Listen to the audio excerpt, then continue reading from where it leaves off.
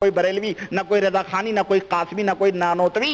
یہ تو آج کی پیداوار ہیں. یہ دونوں ایک تھے لیکن کچھ ایک تھا شیخ گھرانہ، مشائخ کاندھلا کا گھرانہ، اور احمد رضا خان پٹھانوں کا گھرانہ.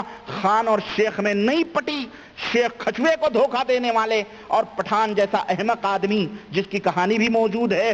بہرحال تو دونوں میں نہیں پٹی، دونوں نے الگ الگ کر لیے، اس کو مذہبی رنگ دے دیا اور ایک دیوبند کہلائے جانے لگے اور ایک کیا کہلائے جانے لگے؟ بریلی کہلائے جانے لگے. لیکن دیکھیں سیم واقعہ یہاں پر زکریا صاحب لکھ رہے ہیں. وہ امی تھے، ان پڑھ تھے، لیکن وہ کشف سے نعوذ باللہ حدیث کے ضعیف ہونے صحیح ہونے سب کا پتہ لگا لیا کرتے تھے. محدثین کیا خاک چھانتے تھے؟ شیخ امام بخاری رحمت اللہ علیہ، امام ترمذی رحمت اللہ علیہ، امام نسائی اور وہ چوٹی کے محدثین جنہوں نے ایک ایک حدیثوں کی حفاظت کے لیے مہینوں کا سفر کیا، انہیں تو یہ علم حاصل نہ ہو سکا. صحابہ کو یہ علم حاصل نہ ہو سکا، حضرت عمر فاروق اعظم کو یہ علم حاصل نہ ہو سکا. حضرت ابو سعید خدری دروازے پہ دستک دے رہے ہیں، 3 دفعہ کہا سلام علیکم سلام علیکم سلام علیکم، واپس چلے گئے. حضرت عمر بن خطاب نکلے، کہنے لگے اندر کیوں نہیں آئے؟ کہنے لگے ہمارے نبی نے فرمایا 3 دفعہ سلام کرو، جواب ملے اندر جاؤ نہیں تو نہ جاؤ. کہنے لگے یہ حدیث کا ثبوت لا کے پیش کر، گواہ لا کر کے پیش کر، تب تو ہم مانیں گے، ورنہ تیری پیٹھ ہم سرخ کر دیں گے درے سے مار کر. ابو سعید خدری تو گواہی لائیں. حضرت عمر کو پتہ نہ چلے اس نور کا، حضرت عمر کو اس نور کے ذریعے بولو پتہ نہ چلے کہ یہ نبی کی حدیث ہے یا ابو سعید خدری نے اپنے مرضی سے بنائی ہے.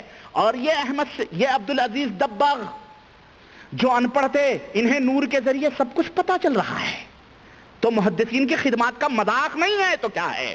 اور سنو یہ دیکھو، وہی عبدالعزیز دباغ احمد رضا خان مجدد دین بدعت ہے نا، فاضل بریلوی اعلی حضرت نے اس کتاب کے صفحہ نمبر 51 ملفوظات حصہ دوم کے اندر نوٹ کیا ہے. کہتے ہیں کہ جب احمد سجل ماسی کی نظر حسینہ پہ پڑی تو ایک دفعہ معاف تھی، دوسری دفعہ بھی پڑ گئی. اب دیکھا کہ پہلو میں حضرت سیدی غوث الوقت عبدالعزیز دباغ رضی اللہ تعالی عنہ آپ کے پیر و مرشد تشریف فرما ہیں اور فرماتے ہیں احمد عالم ہو کر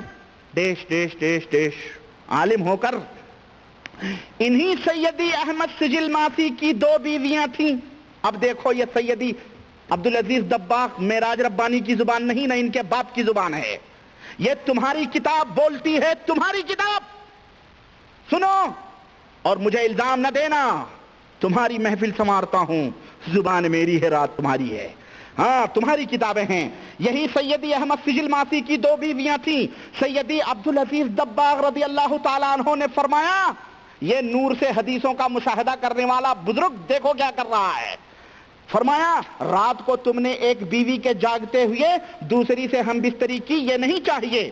عرض کیا حضور وہ اس وقت سوتی تھی؟ فرمایا سوتی نہ تھی، سوتے میں جان ڈالی تھی. عرض کیا حضور کو کس طرح علم ہوا؟ فرمایا وہ سو رہی تھی، کوئی اور پلنگ بھی تھا؟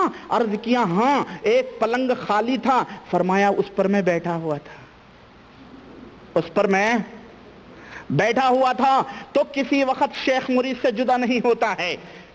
مجھے انصاف دو بزرگوں، مسلمانوں مجھے انصاف سے بتاؤ، یہ بھی حنفی مولوی مجدد دین و ملت اور یہ بھی فخر المحدثین فخر الاماثل زکریا صاحب کی کتاب، بتاؤ سچا کون ہے جھوٹا کون ہے؟ یہ بزرگ رات کے 2-2:30 بجے پیر کے کمرے میں چور یہ بیٹھ کے کیا تماشے دیکھ رہا ہے کہ اس کا مرید ایک بیوی کو ننگا کر کے ہم بستری کر رہا ہے اور دوسری بھی یہ پلنگ پہ کیا کر رہا تھا رات کو؟ ہاں بڑا شوق تھا بلو فلم دیکھنے کا اس کو، مریدوں کی تاک جھانک دیکھنے. یہ ان کا مرید پیر ہے جو ان کے گھروں میں بیٹھ کر انہیں بھی ننگا دیکھتا ہے. ایسا آدمی ولی ہو سکتا ہے؟ ہمارا نبی تو اگر دروازے پہ اپنے کسی صحابی کے دستک دیتا ہے تو منہ پھیر کے کھڑا ہو جاتا ہے. ناگہا کوئی عورت دروازہ کھولے تو محمد کی نظر اس اجنبی عورت کے چہرے پہ نہ پڑے صلی اللہ علیہ وسلم. اس نے تو یہ درس دیا. اور اس کا پیر رات کے 2-2:30 بجے یہ کارکرم مرید کرتا ہے گھر میں، تو پھر یہ پلنگ پہ کیا کر رہا تھا بولو؟ یہ کوئی مجدد دین بدعت سے پوچھے اعلی حضرت سے یا زکریا، یہی نور رہا ہوگا، یہی نور ہے. عقیدے ایک ہیں کہ نہیں یہ بتاؤ؟ واقعات مختلف. آگے بڑھو، ابھی تو میں بتاؤں آپ کو یہی فضائل ہے. ایک میں اور چپکلش دکھاتا ہوں، دیکھیں. قسم اللہ کی قسم ہے، اور اس رب ذوالجلال کی قسم ہے جس نے ہم سب کو ایمان کی دولت سے نوازا ہے. ہم شکر ادا کرتے ہیں پاک پروردگار کا کہ جس نے ہمیں قرآن و سنت کی فہم عطا فرمائی اور ہمیں سلف کے طریقے پر چلنے کی توفیق بخشی، اور ان جیسے گھٹیا محدثین کی ان خرافات اور بکواس سے اللہ نے ہمیں آگاہ کیا اور ہمیں جانکاری عطا فرمائی. عجیب واللہ عجیب و غریب باتیں. دیکھیں میں آپ کو بتاؤں، فضائل ذکر اٹھائیں، صفحہ نمبر 68 کھولیں، صفحہ نمبر 68، فضائل ذکر صفحہ نمبر 68. ہاں صوفیہ اور عارفین اسی کلمے کا اہتمام فرماتے ہیں. سنیے، کہتے ہیں کس طرح قرآن و سنت سے دشمنی ان صوفیوں کو، اور کس کے پردے میں معلوم ہے؟ ولایت اور یعنی معارف اور بزرگی کی ترقی کے پردے میں یہ سب ہو رہا ہے. حضرت زکریا صاحب لکھتے ہیں کہ جب شیخ علوان حموی، کہتے ہیں سید علی بن میمون مغربی کا قصہ مشہور ہے کہ جب شیخ علوان حموی جو ایک متبحر عالم اور مفتی اور مدرس تھے، سید صاحب کی خدمت میں حاضر ہوئے اور سید صاحب کی ان پر خصوصی توجہ ہوئی، تو ان کو سارے مشاغل، درس و تدریس، فتویٰ وغیرہ سے روک دیا. سید صاحب نے روک دیا، نہ فتویٰ دو، نہ درس دو، نہ تدریس کرو، کچھ نہیں، روک دو. سارا وقت ذکر میں مشغول کر دیا. حق کی مارو، حق، یہی حق کی مارو.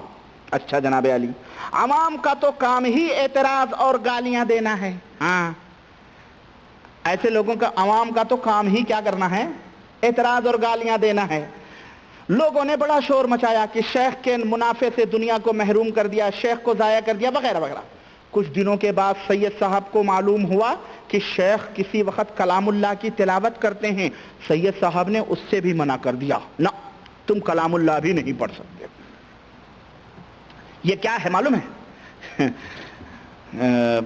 مثال میرے ذہن میں اس وقت نہیں آ رہی ہے، لیکن آپ لوگ سمجھیں کہ جب کسی کو پیٹنا ہوتا ہے تو ایک بیگ نہیں پیٹتے ہیں، دھیرے دھیرے دھیرے دھیرے کر کے پیٹ ڈالو اس کو.